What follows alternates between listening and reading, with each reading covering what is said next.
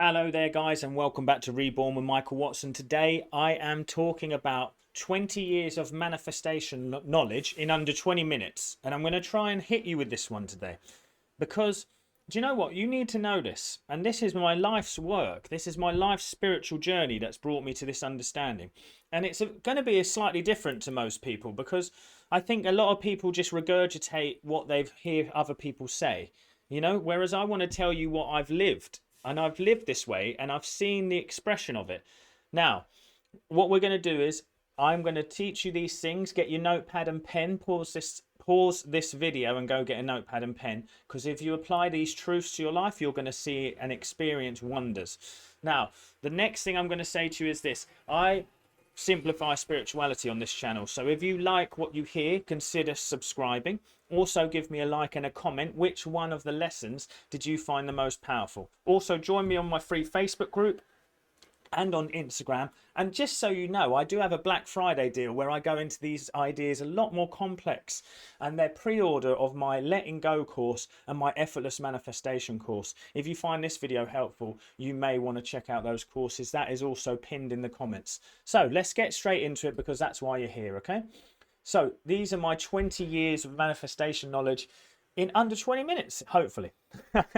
So the first thing that I want you to realize is we need to understand that there is a life principle or a divine energy that flows through all things. This is the key to you getting into your state of faith and growing within that faith. And, I've written a list, but some things I'm just going to let come off the cuff here because we need to talk about faith, actually. That wasn't on my list, but actually I'm going to add it in. But there's a life principle. How do I explain that? Well, let me explain it like this. There's a whole world going on outside of you.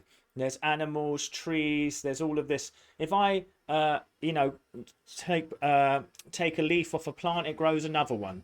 If I take wood off a tree, it will grow the bark back. How does it do that? Does it have a conscious awareness? Is it like me? Does it ask, who am I? No, it doesn't.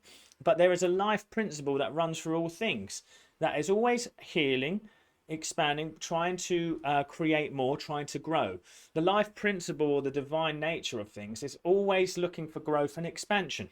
The true thing here is it's looking at that through you too. It always wants to heal you. It always wants to take you to the next level. It always wants to bring you to the next level of experience so it can expand itself. That's the nature of this. It's expansive and it wants to grow.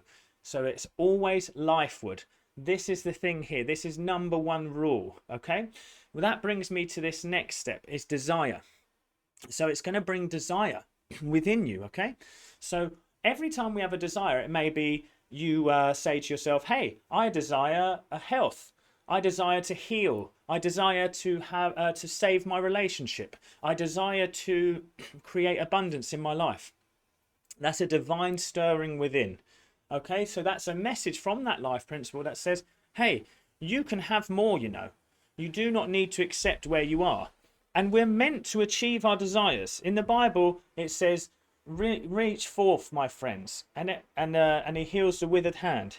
The withered hand is the desire that's died within you. There's many people out there who had a dream, who had a desire, and they said because of how they were programmed by their families or other people saying they couldn't do it, they accepted that the desire must die within them. Well, let me tell you this. You, just like Jesus resurrected on the cross, we resurrect that state within us. So if you are desiring health, you resurrect health within you. You don't bring anything outside of yourself. It's always inward. So we resurrect health. We resurrect abundance. We resurrect joyous expression. We resurrect all of these things. This is how we do it. How we do it, I will explain soon. But what I'm saying is what you're going to do with that desire is you're going to feel the want of it.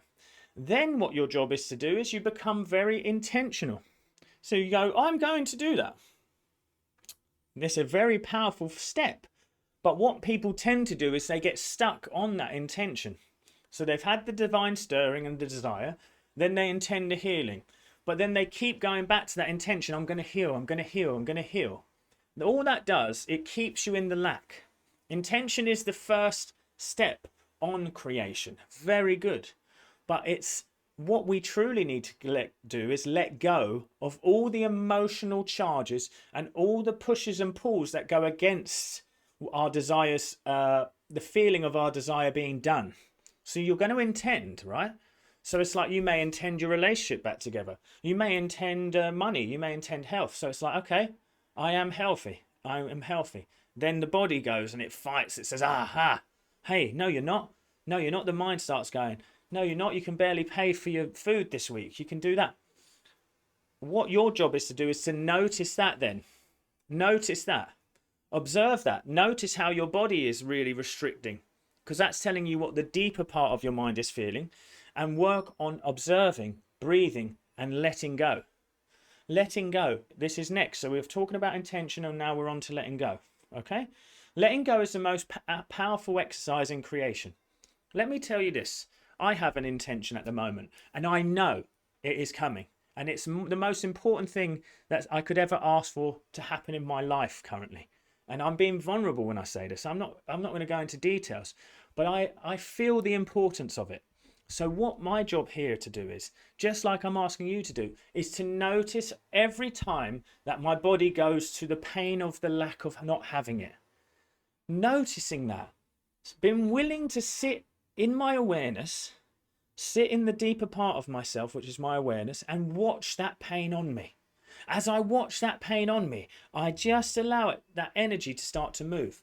What happens is just like all of these energy centers here in the body, or chakras as I call it, the energy will start to move up through the heart. It's going to move up through the heart, and then it's going to suddenly start to release. Okay? Then when it releases, what you'll find is I tend to get some sort of shiver, or I can sometimes get some very strong sensations. Okay? From there, that's where we go back to the intention again. Because now I've found a deep sense of inner peace. A deep sense of inner peace. And I'm going to go into detail on what inner peace means. So I've found that deep sense of inner peace. And now I gently intend what I want again. And again, I let it go. I stop thinking about it from that point. I come to the present moment from there. So I've let go of the energy. I've found peace. Peace brings you to the present moment. Then I intend, then I come back into that peace. Because you have to understand, the most creative spiritual teacher that we're taught about in the Bible is Jesus, who is known as the Prince of Peace. He did not go around saying, I'm the Prince of Gratitude. The Prince of Peace. He brought peace to the hearts and minds of the people and brought them healings, brought them, turned water into wine. There's no resistance. We'll talk about resistance in a minute, but this is what I'm saying. So this brings me on to this idea. Gratitude is very powerful, and you will feel gratitude naturally. But I'm going to tell you this, over the 20 years of manifesting, gratitude can become a toxic energy because when we force it, we're trying to put gratitude on top of fear. You're trying to put gratitude on top of your actual fear. So it actually becomes where you're actually lying to yourself and you become lopsided. So you've got intense fear and you're trying to feel intense gratitude, and they just wash each other away. They wash each other away. The most powerful energy that I have found to be the most creative force is peace, deep inner peace. And you get that by letting go. You get that by allowing the energies of your emotions to flow through you and out of you, rather than always trying to push them away and ignore them. And, we're told, ignore your problems. Definitely ignore your problems. But if your body is having an emotional reaction, you don't just go, right, I'm going to go and drink now. That's me manifesting. I'm going to go and smoke now. That's me manifesting. No. To turn away from your problems is to face the fear of that problem without judgment, and allow it to work through you. Allow it to pass through you, my friend, and out of you. Okay? So that's what that does. Then you get that inner peace. Guess what? That lets go of all resistance, because you become almost accepting of what is without stamping yourself on it. That's my next step on this 20 years of knowledge. Resistance is the thing holding you back. Now, Abraham Hicks, whether you like them or hate them, they talk about resistance all the time. It's very true. Resistance is the thing holding you back. You need to understand that there is a natural flow and ebb in life, nature. divinity, there is a flow. You put water down a hill, it flows, and it always finds its level. There is law and order.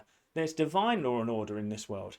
Gravity, water finds its level. The laws of electricity, the laws of physics. When you try and fight against these natural laws, that's what causes resistance. This is what I'm talking about. So the life principle of flow, harmony, and peace and effortlessness is a law that you're fighting against when you're trying to control everything all the time. And that's where resistance comes, because you go, oh, I don't like that.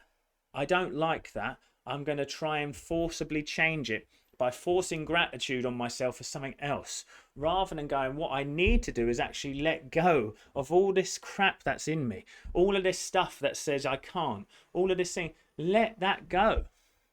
To be willing to face yourself, talk to yourself in the mirror and say, it's okay to let go now. I love you. Notice that resistance within you. Work with that resistance and let it go. You're going to find that you free yourself, and then you saturate your mind from that place of freedom with divine truths of peace, harmony, beauty, abundance, love, law and order governing your life, divine right action reigning supreme, divine guidance. Saturate your mind with these things and see how life becomes so much more flowing. Do not try and control life. Manifestation isn't about control. It's about aligning to divine truths. It's about flowing. It's about creating heaven within so that it can express on the without. Okay? Now, this brings me to emotions now then. Emotions are there to be mastered and not needing to be manipulated. You see, I'm already talking about that already.